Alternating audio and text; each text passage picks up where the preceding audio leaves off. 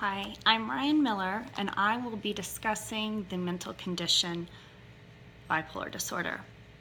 I will give a thorough explanation of the clinical definition, the two main types of bipolar, its history and origins, and a list of the key diagnostic criteria as outlined in the DSM-5. I will be using a case study to present real-life examples and to help elaborate on the different elements of this disorder. The study will be based on Erin, a 39-year-old woman that has a 13-year-old history of bipolar 2.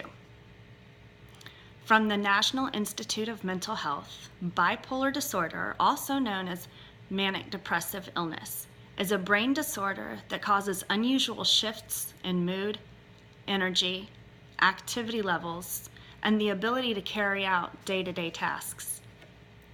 The term unusual is used in the definition to describe abnormal responses to interactions with people in everyday life situations. The mood of the bipolar sufferer is usually at the mercy of their state of mind and not the situation. The moods are classified by two distinct characteristics: depression and mania. People with bipolar disorder are in a continuous cycle between the two moods, with periodic breaks in the cycle giving them momentary relief from the emotional roller coaster. When in a state of depression, the sufferer can experience very low energy, lack of self-esteem and motivation, feelings of hopelessness, and sometimes to the point of becoming suicidal, and other debilitating feelings that prevent them from carrying on their daily activities. Erin, when in a depressive state, can sometimes lay in bed for hours, sometimes days. She feels a heaviness in her body that makes even moving her limbs a task that takes more energy than she has. She has reported feeling that getting up and doing activities around the house or being a caregiver to her own children can feel like a chore. She feels in those moments that no matter what she does, she will always feel that way, so her body responds accordingly. Mania is a state of extreme energy that can interfere with one's ability to make rational decisions and function normally in an ordinary situation. These episodes usually result in hospitalization or a complete impairment of social and/or occupational settings. To relate a manic moment to Erin, she reports during episodes of mania, she is highly irritable, as the world does not seem to be keeping up with her pace. She is on the go, and she doesn't like to be slowed down, especially since she is on a mission and usually trying to achieve a goal. She seems to need less rest, including sleep and downtime. And most of the time during these episodes, Erin feels as if she possesses a knowledge that exceeds that of all others around, and she senses that she was put here on the earth to make a difference in the world. And this calling is being revealed to her directly through signs and subliminal messages from God. Both of these episodic moods are to last for at least a week to 2 weeks each time to be considered a qualifier for a diagnosis of bipolar.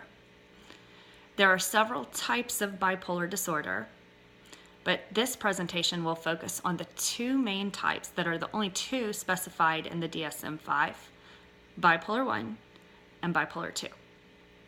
The distinguishing factors between the two types is the extent to which the manic episodes are experienced.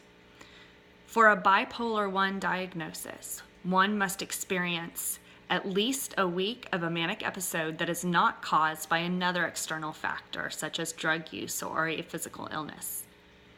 The lesser manic episodes are called hypomania, and those are experienced by those diagnosed with bipolar 2.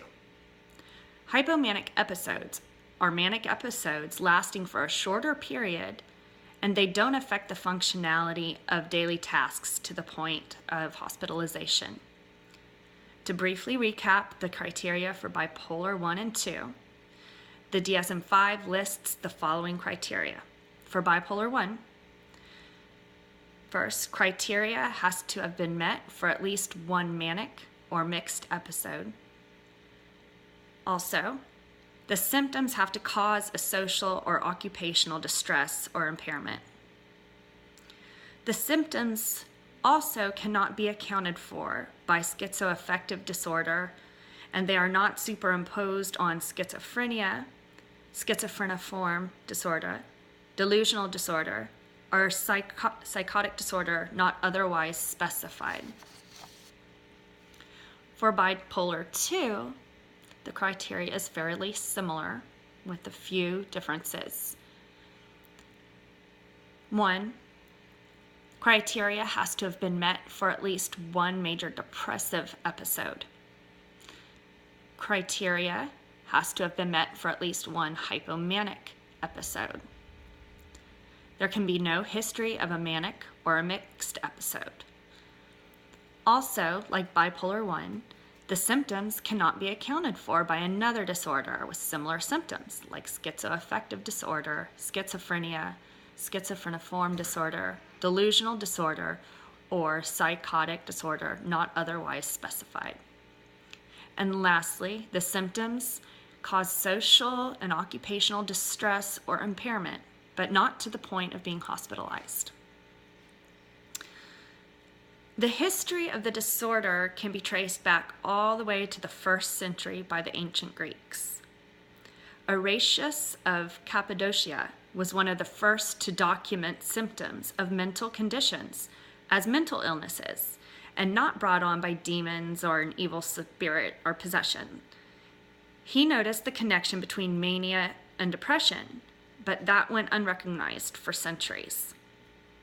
The first terms given to mania and depression can also be attributed to the ancient Greeks. They used the words mania and melancholia. They also had documentation of lithium being used as bath salts and having a calming effect on mania and having a reverse effect on those with depression. Lithium is now used in present-day treatment of bipolar to help stabilize these two extreme moods. In the late 17th century, Theophilus Bonnet wrote a book called Sepicrectum.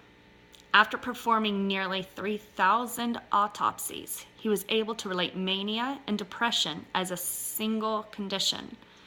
He called it manico-melancholicus. Before this discovery, depression and mania were considered two separate mental illnesses.